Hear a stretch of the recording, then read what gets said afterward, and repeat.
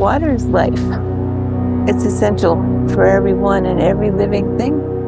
Well, if you protect the water, you're protecting the people. Water is where our fish traverse. Water is our highway, our trade route, where we go and pray. It's what sustains our life.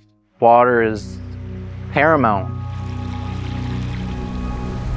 Water is like the blood through our veins. Like, it's what we live for. It's like connects us to our land. It's been the ocean and its resources that have sustained us for thousands upon thousands of years. And without our healthy streams and for the salmon to have a place to co-create, we probably wouldn't be here today as Hesquiaht people. Our people have always been fisher people, people who've lived with water.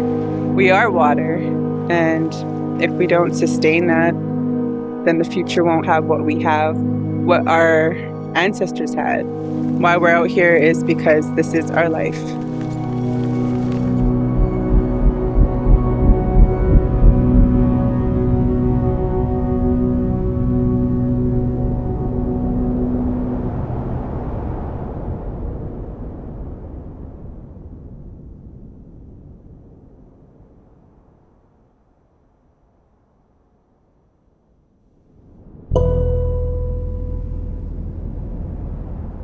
So over the years, logging practices, well, they weren't the best.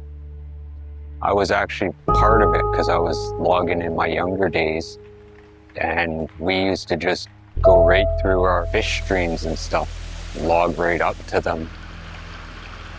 I mean, there's been some very bad practice in the past, and those impacts are still seen. I mean, the amount of sediment in the estuary and the numerous anthropogenic fish blocks that are now on the landscape. The change is huge. Historically, we had all 5 fish species of wild salmon, and we're probably down to 2. They're hard to come by now. We used to have fish days every year, and now there are years where Quatsino don't get fish anymore.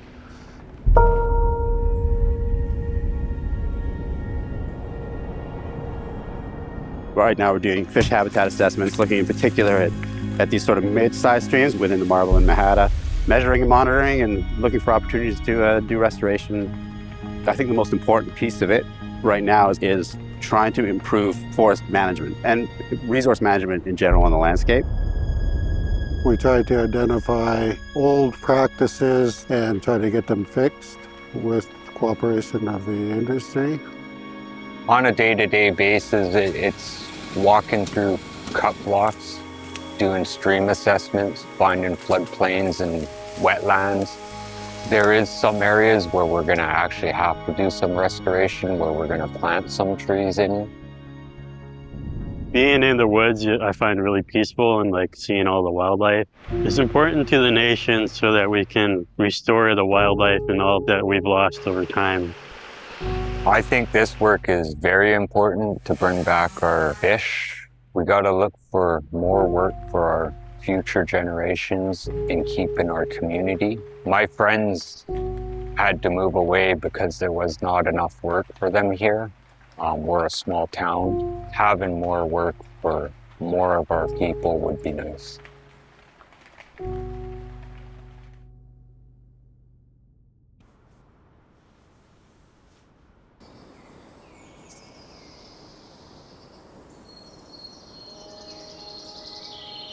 Right there.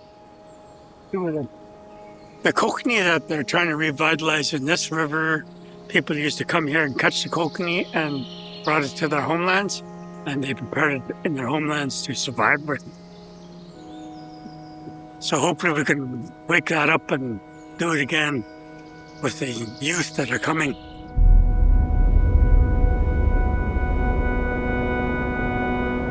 So Costco started a couple of years ago building a water law. We found out where people were using the land, which water bodies were important, and how our nation wanted to protect them.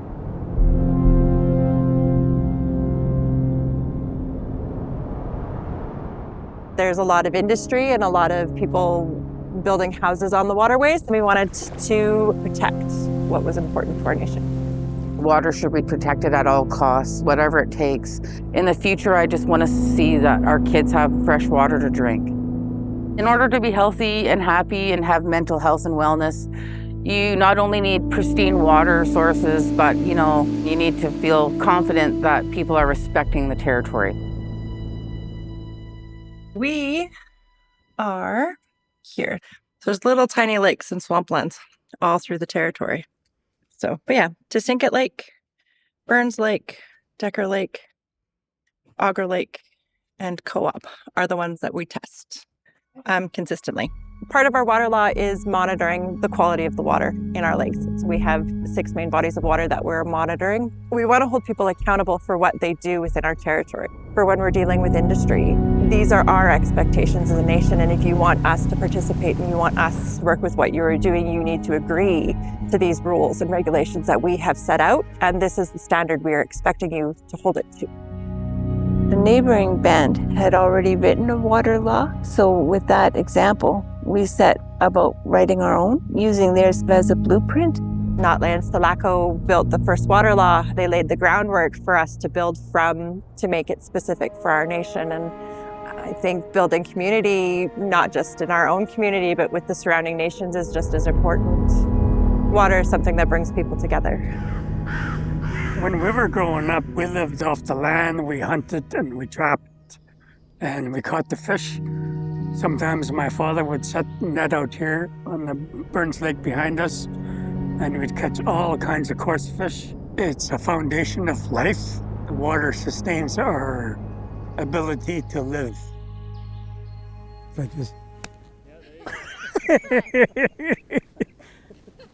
It's a take.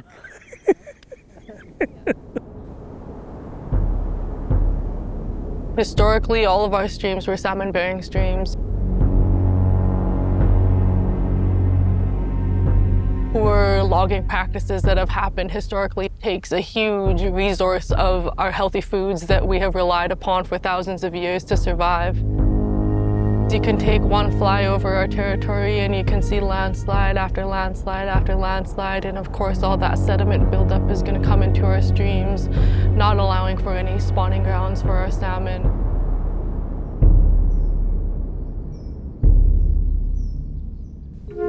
We have a number of Hesquiaht members who have taken some training and are in the process right now of building trails to access a number of our streams within our territory, so that ultimately we can look at these streams and figure out how to restore them to a healthier state.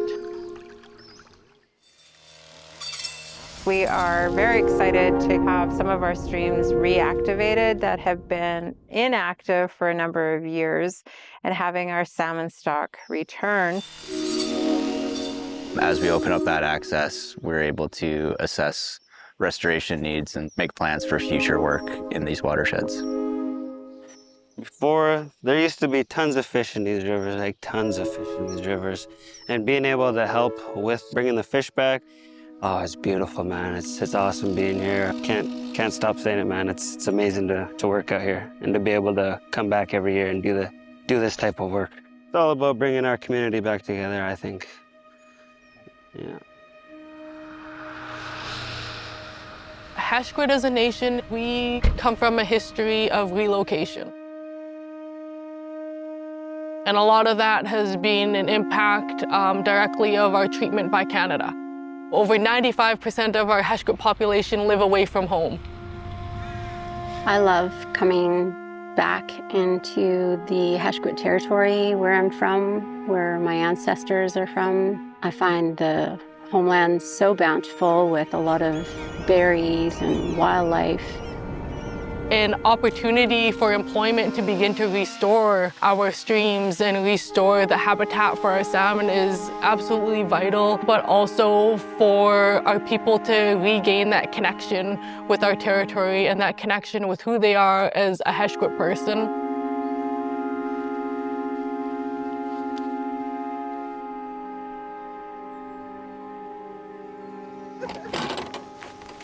Oh no, it's okay. I don't know the best way to get that out.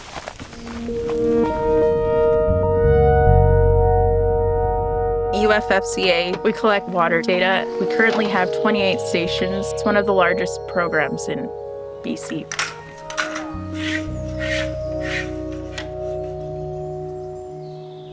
It's important that we are doing this ourselves. When we first started our program, we had the consultant company coming in and doing all the work, and we just kind of stand around. The next time they'd come out, it would be a completely different consultant. There wasn't very much consistency. This is our home. This is our food resources. And it's unfortunate, but like the numbers in salmon have been declining so quickly.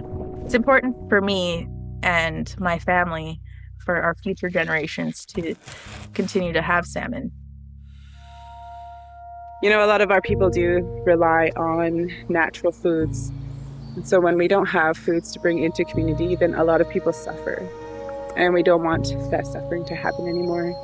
You know, they need food. Animals need to eat. We all need this. It's important for the whole entire ecosystem. I have never had really any formal education. Just some res kid. Used to work at the res store. Fisheries gave me a chance, and I learned all my skills on the job. When I was in school, there was no careers in sciences, especially for Indigenous students. The options I was given in high school was you could go work at the grocery store, or you could go to the mill. There's a big gap for our people.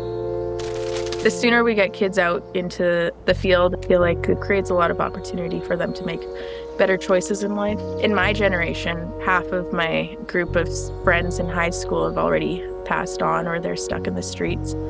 And I feel like if there were options for them to learn, things could have been a lot different. I just fell into this job 3 years ago and was lucky enough to tag along with these ladies who have taught me so much and made me appreciate and just learn and understand things that this is my future now. This is what I'm going to continue to do. Like, I'm not leaving this career. This is meaningful work, and it's all about the future, and the future is important for me and our kids as kids.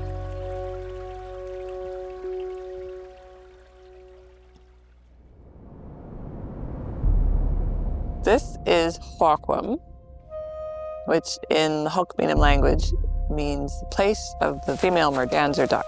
It's one of the traditional villages of Cowichan tribes. It would have probably been an incredibly rich cedar swamp forest full of berries and wildlife, fish.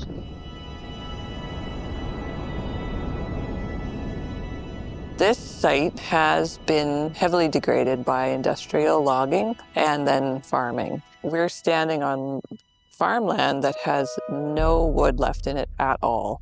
There are no roots, there's no stumps. When it floods, the water quickly traverses and exits. Here on Salt Spring, we go into stage 4 water restrictions because of the drought that happens. We want to best sequester the water into the environment instead of shooting it right out into the oceans.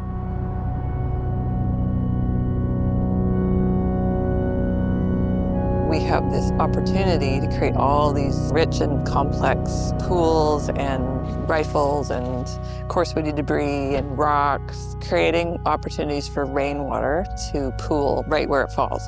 Right after the atmospheric river, all of the rough and loose that we created had water in it instantly. Even though the ground was super dry underneath, they look like great big confusing jumbles right now, but as soon as the plants start to green up in the spring and all the new wetland plants sprout, it's really going to be beautiful.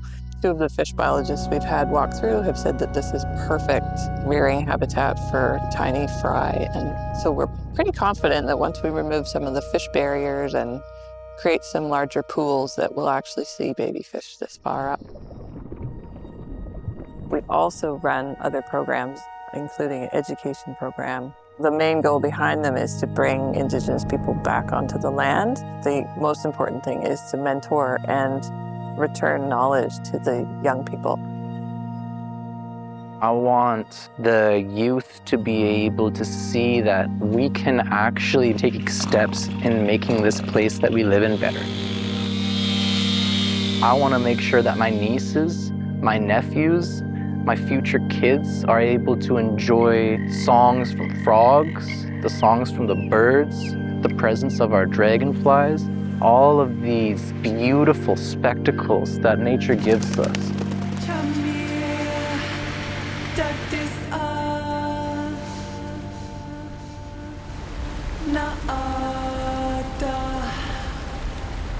We have always turned to the water and the land to provide for our families, but also spiritual healing and building strength. And the water is what gave us those opportunities. Yeah, water is essential. Whatever we can get our hands on, we're going to do it. If it's related to our territory, we're going to do it. We need to understand everything out there. It all connects together. We have our rivers for our fish, we have our land for our elk and deer. We all lived off of the land, and we still can with the restoration work that can happen. These are our ancestral lands. This is our grocery store. This is where we get our food. This is where I caught my first fish as a child. That's where I brought my children to catch their first fish this spring. There was myself, my children, my mom, my grandparents. It's 4 generations sitting on a bridge catching trout. It's nice to feel connected and know that we're doing the work that our ancestors did to preserve the area and have the salmon returns. Everything's connected. So we gotta protect the lands for the salmon, for the bears and the eagles, all the animals in the area. It feels good doing this. It feels like I'm almost picking up where my grandfather left off. He was one of the hereditary chiefs of the nation. He started off in logging, and then later on became one of the leaders starting to protect the watersheds. I'm in the right path to carry it on. My late grandfather's leadership. What we're hoping for is that this is the start.